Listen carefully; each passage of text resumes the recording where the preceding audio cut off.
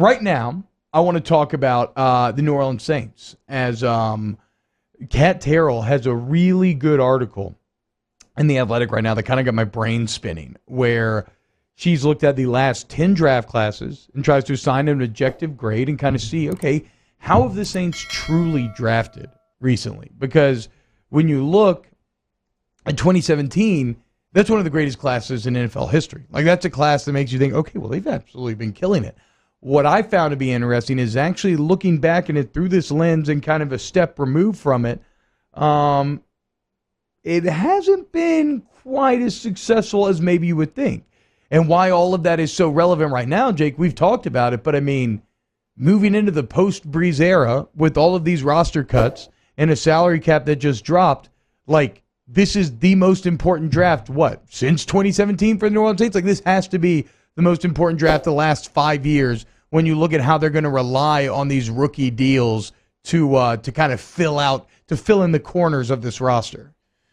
They need to hit on a lot of picks, and they've got the opportunity to do so, right? You get some extra draft choices, as we've mentioned here, and you feel like they've got to go and get starters, because what the cap did to them is it took away some key players, obviously, but it took away that depth that made you feel so comfortable in where the Saints were heading.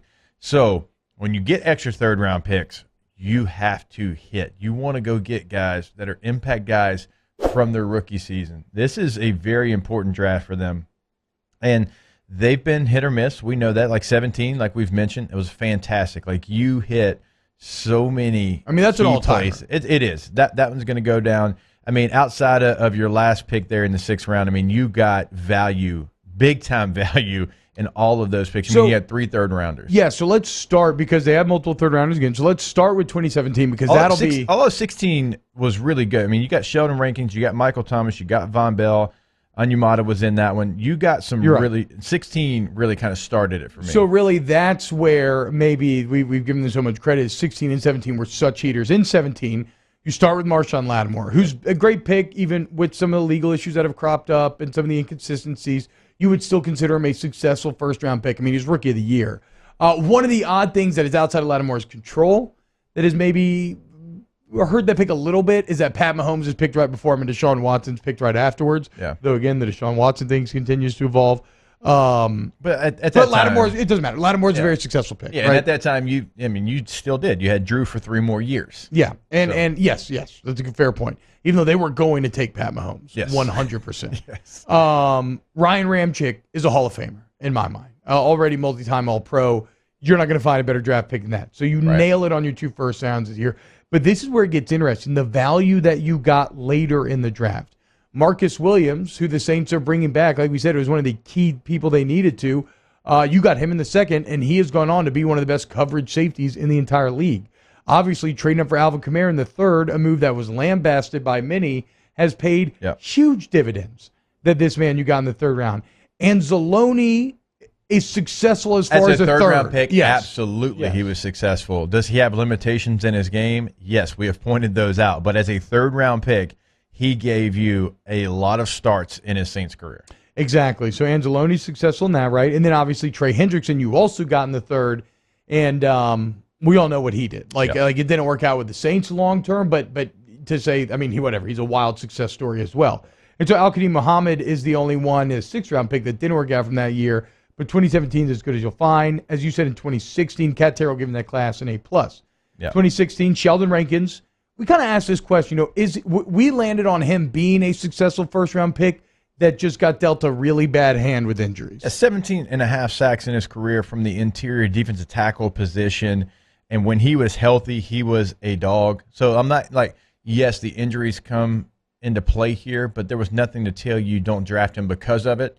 And so he's had a run of bad luck, but when he's been on the field, he has been a game changer. Yeah, and then obviously you get Michael Thomas in round 2 there, which, what a round 2 pick at 7, literally set an NFL record. Von Bell was a solid safety for New Orleans as far as the 2nd-round pick goes. And then as a 4th-round pick, David Onyemata, I mean, he's on to his 2nd contract, which is huge, and a project that has really worked out quite nicely. So, and then the 7th, you had Daniel Lasco. He doesn't work. You've talked about this. When you get past the 3rd round, I'm not as married to whether or not you're hitting on those guys. The real key to success is, can you hit on the top three and find the occasional diamond in the rough? So that's the good. That's the good, because we're about to get in some other. Yeah, now we're getting into some of the draft. bad. And let's start first. Well, let's start first with 2020, last year. It's probably too early to judge. But Cesar Ruiz remains to be seen. Not bad. Played a lot. The play. It's not the player that was always the issue. It was That's fair. the fit and the need of why you took him in the first round when you had an elite roster that needed something else. Well, you needed Patrick Queen. Cat talks about it. I mean, you needed Patrick Queen. Look at the impact. For Anzalone, he gave you starts, but Anzalone is not PQ. No, he's not. He's not close. No, and look at the incredible positive impact that Quan Alexander had. Now imagine had you teamed up DeMario Davis with Patrick Queen. Are you kidding me? Like, that could have been one of the best combinations in the entire league. So Ruiz pick suffers from that, I think, a bit, definitely. Got Zach Bond in the third. Too early to tell, but no, I mean, just a complete non-factor in year one, which is not what you want out of your third rounder. I know people had him as a first rounder on some boards, but for me, the Saints didn't know what they wanted him to be. Even when they selected him. Is he going to be on the edge rushing and third downs? Is he going to be a Mike linebacker? Is he going to be a Sam, a Will? Like, what is he going to be? And I still don't think they know what he's going to be. And I know he had some injuries as well. But that one, to me, and I understand getting excited because you feel like you're getting a first-round talent in the third round. Yeah, you're like, oh, that's value. Exactly. But still, like, you've got to have a purpose for him. And so, Kenneth Murray was another guy going back to the first round from Oklahoma that the Saints really liked, and they valued him over Patrick Queen. I don't think there's any doubt about that. And so he went the selection right before then. The Chargers traded with the Patriots to select Kenneth Murray. And I feel like if Murray was there, the Saints would have selected him. And for whatever reason, they didn't value Patrick Queen. And I think he proved them wrong in his rookie year, the way he played. But they were going to go linebacker. And then once Murray was off the board, they decided to go Ruiz. And then they thought, oh, Zach Bond, man, we can get a first-round guy. We're going to get 2 first-rounders. But it's not against the player. But when you don't have a fit for a person in his skill set, that doesn't mean you select him. Now, still very early. He can play into – maybe he a role needs to with the step Saints. up this year. He has to. He has to. Like, the door is open. They're kind of banking on him, show him some of that improvement. But you're right. He's caught in a weird no man's land right now. So the other 2 picks, Adam Troutman and Tommy Stevens. Troutman is probably the biggest success of the class so far. Graded out super high run blocking last year, which is surprising. We know about the catching ability. Like, he has a chance to take a huge step next year. The Tommy Stevens stuff looks pretty poor. You give up a 6th-round pick for him in kind of a petty fight with the Panthers. Yeah. You end up cutting him in November for nothing, and then he ends up back in Carolina anyway. So that was a failure there. That is like he ending up back in Carolina. You got petty for no reason, and it cost you a 6th-round pick. You tried to make like a Taysom Hill backup, and it just didn't work out, which is kind of ironic because in the playoffs, when Taysom had to miss against the Bucs, you maybe could have used that element in your offense. So in 2019, you picked in the 2nd, 4th, 6th, 7, and 7. So I'm not too married to this, given you only had 1 pick in the top 3 rounds, and that was Eric McCoy, and that was actually a home run. They did great with Eric McCoy. In fact, he finishes 2nd on the team for the 2nd year in a row in terms of performance-based bonuses because of how well he's played. He's outplayed that contract. So Eric McCoy was great. 2019, actually, you know what? Now that I'm looking at it, the top 2 make 2019 a good class. It doesn't matter that you missed or that Saquon Hampton at 6 didn't do much, or Alize Mack or Caden Ellis, because C.J. Gardner-Johnson and Eric McCoy make it all worth it. I said Eric McCoy finished 2nd in performance-based bonuses. Do you know who's finished 1st each of the last 2 seasons? The 4th-round pick, C.J. Gardner-Johnson. Yeah. So both them have been excellent. So actually 2019, now that I'm looking at it again, not a lot of volume, but 2 big hits that give it a passing grade. Yeah, and you had to because you gave up a first-round pick in that draft for Marcus Davenport in 18. So not having a first-rounder, you got not only 2 starters in McCoy and Gardner-Johnson, but 2 starters that will be with your team with a very good opportunity to get a big second contract. So you had 2 big hits, and that's hard to do when you don't have a first-rounder. Yes. So that I would say, okay, so that means that now we're at 19 and 17 being successful, 2020 leaning towards unsuccessful, but mostly unknown. 2018 feels unsuccessful at this point. You take Marcus Davenport first overall. Just given the context of the Davenport pick, he has not lived up to it. Traquan Smith in the third round. The third round pick receiver, okay year last year.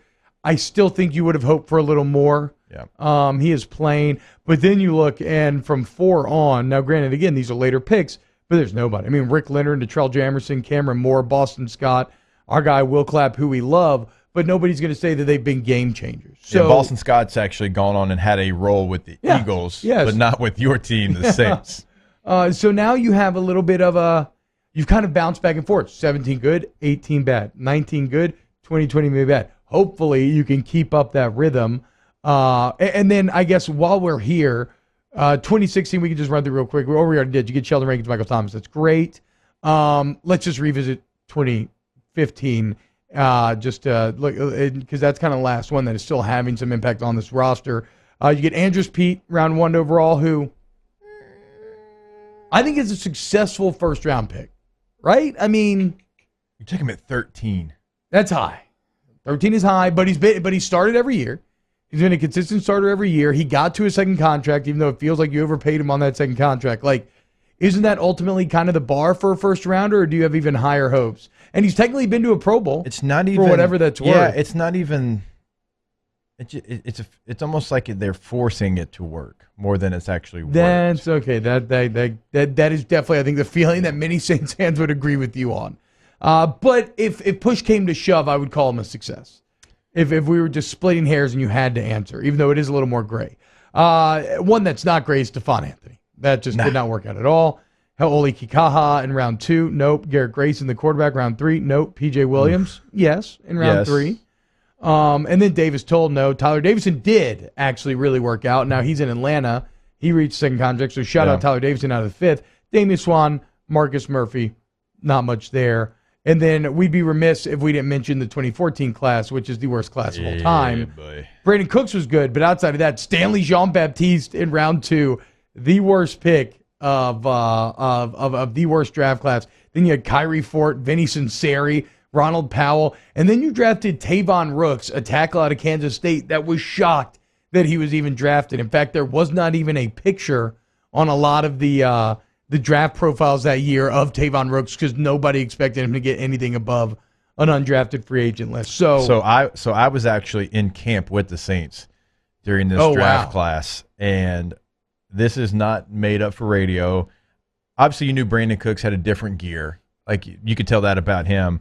But Baptiste and Fort and Ronald Powell, I was like, ooh. Like, what is going on? I mean, you could tell there was something like Vinny Sinceri. You could obviously tell, like, limited athletically or whatever you want to call it now. But he was a smart football player. You could tell that from day one. Like, he was always in the right spot. But some of the other guys, they were lost. They were absolutely lost. And they were all potential guys. Like, they were all guys who were injured, didn't have a lot of great college film. It was a weird philosophy. I forget which one of the linebackers it was, but he looked like RoboCop because he had so many different slings and arm pads and braces on. I'm like, who is this guy? Like a 7-year vet? Like that's the guy we drafted. I'm like, so I guess the big takeaway from all of this would be that definitely when Jeff Ireland arrived, you see a marked improvement in drafting. It still maybe hasn't been as consistent as you feel, given that it's kind of bounced back and forth. But on the whole, they have had more hits than misses in the last 5 years. And I actually come out of the other side of this conversation feeling positive about this draft because of that. Because as you said, they're going to have to hit on these top 3 rounds. Let's see what they end up doing. There will be, because of the early run on quarterbacks, there will be a lot of value to be had even late in that first round of 28. Here's to hoping that the Saints can take advantage. All right, we went very long. When we get back, we've got more OTB coming up. Then we got Cole Kubelik at 9:30. Keep it locked right here on Off the Bench.